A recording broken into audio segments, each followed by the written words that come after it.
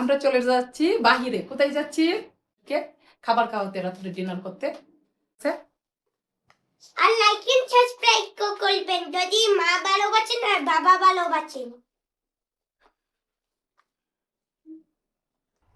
Lines, আমরা কোথায় যাচ্ছি বলো?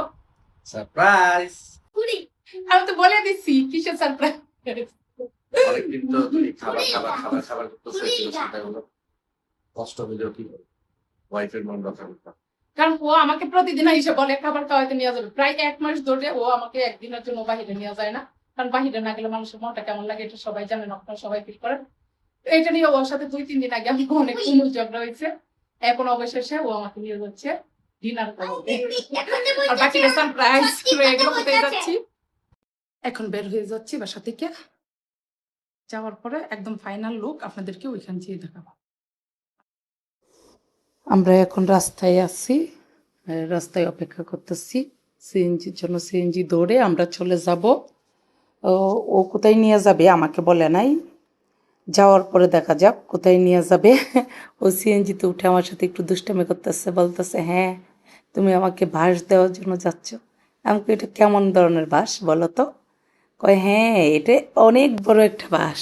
আমার সাথে আমার বাচ্চাও আসছে, বাচ্চা এসে দুষ্টামি করতেছে। তবে হ্যাঁ আমি বুঝতে পারছি ওর হাতের অবস্থাটা ভালো না, এই জন্য মানে ও নিয়ে যাইতে চায় নাই। কিন্তু আমি অনেক দিন ধরে প্রায় 1-1.5 মাস ধরে বের হইতেছি না।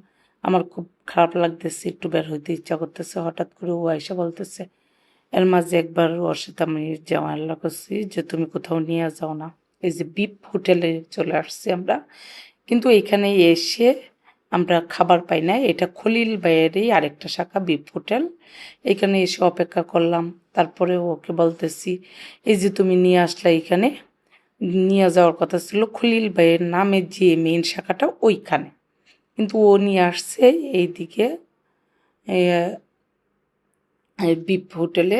এখানে আসার পরে কোনো খাবার নাই, বলতেছে ক্লোজ হয়ে গেছে। প্রায় আমরা বের হয়েছিলাম বাসার থেকে 11টার দিকে, 11টা মেবি 10:30টার দিকে বের হয়েছি। ওইখানে যেতে যেতে হয়তো 11:30 বেজে গেছে। ওরা বলতেছে আমাদের খাবার ক্লোজ, এখন খাবার নেই। এটা বনশ্রীর ভিতরে পড়ছে বিপ হোটেলটা। এখন অরিনের সাথে আমি ঝগড়া করতেছি। এখন ঠিক আছে, এখন কি করব, বাচ্চাগুলো নিয়ে আসছি খাবার খাওয়াইতে, তুমি এমন সারপ্রাইজ দিছো আমাকে। তুমি বলতেছো সারপ্রাইজ দিবে সারপ্রাইজ দিবে। ও আবার আমার সাথে বলতেছে হ্যাঁ এই যে, ওকে আমি বলতেছি যে অটোর সামনে তোমাকে এই জন্য বসায় দিছি পাপসেলেকে। ও এখন প্রয়োজন তোমাকে অটোর সামনে বসায় দাও। পরে এটা নিয়ে হারে দুষ্টামি করতেছি, দুষ্টামি করতে করতে আমরা চলে যাচ্ছি এ খাবার খাওয়ার জন্য। পাশে বসা আমি আর লামিয়া, সামনে মুসা আর বাবার সাথে বসা। মুসা আমার সাথে বসলো না। কোথাও বাহিরে গেলে দেখা যায় ম্যাক্সিমাম টাইমে বাবার সাথে বসতে বাচ্চা কমফোর্ট ফিল করে। আবার মাঝে মাঝে আমার কুলে এসে যখন বসবে তখন আমার একদম আমার কুল থেকে লড়বে না, তখন আমার পা দুইটা ব্যথা হয়ে যায়। বাচ্চা মানুষ তো কখন কি করে ওরা নিজেও বলতে পারে না। ওই যে রাস্তা দিয়ে যাচ্ছি, আর রাস্তাটা আমি কইতেছি একটু ভিডিও করে নেই। মানে রাতের বেলা খোলা আকাশের নিচে রিক্সা দিয়ে ঘুরতে আমার অনেক ভালোই লাগে। বিশেষ করে আমার অনেক মানে পছন্দের সময় রাতের বেলা ঘোরাটা। কারণ আমার দিনের বেলা ঘুরতে তো আমার একটা ভালো লাগে না, পুরো ঢাকা শহর যানজট হয়ে থাকে। মানে দিনের বেলা ঘুরে কোনো মজা নেই। আমার চোখে কি জানি উড়ে পড়লো, চোখে জাল লাগতেছে, হয়তো জাল পোকা পড়ছে, তার জন্য একটু সমস্যা হইতেছিল। আমি চোখটা বারবার দেখতেছি ধরে, দেখে কিছুক্ষণ পর আবার ঠিক হয়ে গেল। যে দুষ্টামি করতে, কারণ ঘুরতে বের হয়েছি তো মনটা এমনি ভালো হয়ে গেছে, অনেক হাসি রং তামাশা দুষ্টামি করে চলে যাচ্ছি। মানে খাবারটা বড় কথা না, ঘুরতে বের হলে ফ্যামিলির সাথে একটু ভালো লাগে। এই যে আমরা চলে আসলাম খলিলের সামনে, এই যে খলিল হোটেল। কারণ এইখানেই আসার কথা ছিল, ওনারই একটা শাখা ওইখানে বিপ হোটেল।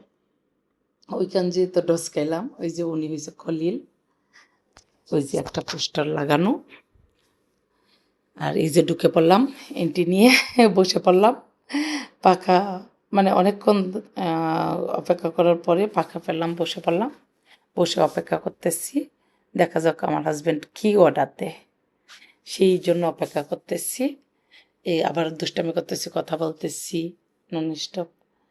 মানে এই কথাগুলো আপনাদের সাথে শেয়ার করতে পারলাম না, শেয়ার করতে পারলে ভালো লাগতো।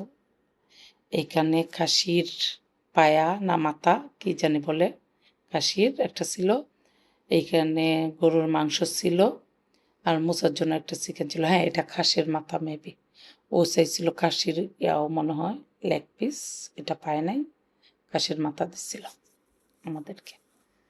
আর গরুর মাংস ছিল, আর মোচার জন্য এক পিস চিকেন ছিল। কারণ মোচা তো এগুলো কিছুই খায় না, কারণ ও জন্মের পর থেকে ওরে আমি গরুর মাংস কেমন খাওয়াইতে পারি নাই।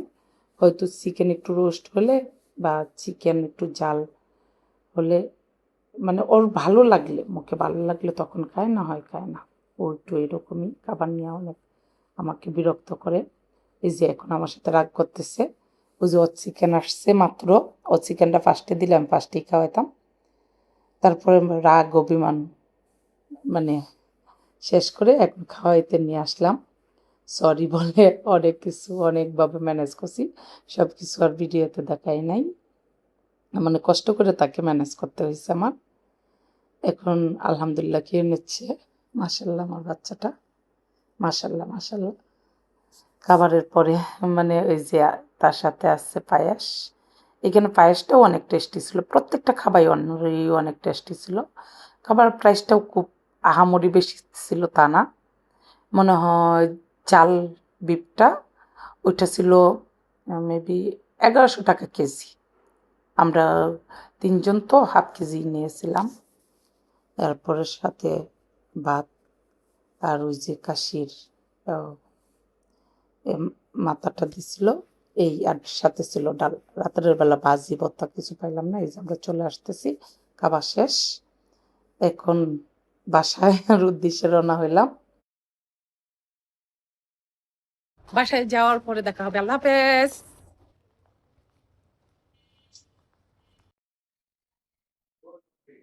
আমরা খাওয়া দাওয়া শেষ করে বাসায় চলে আসলাম। এখন এখন সবাইকে গুড নাইট, আল্লাহ হাফেজ। প্রায় 2টা বাজে বাসায় আসতে আসতে। আল্লাহ হাফেজ। এই যে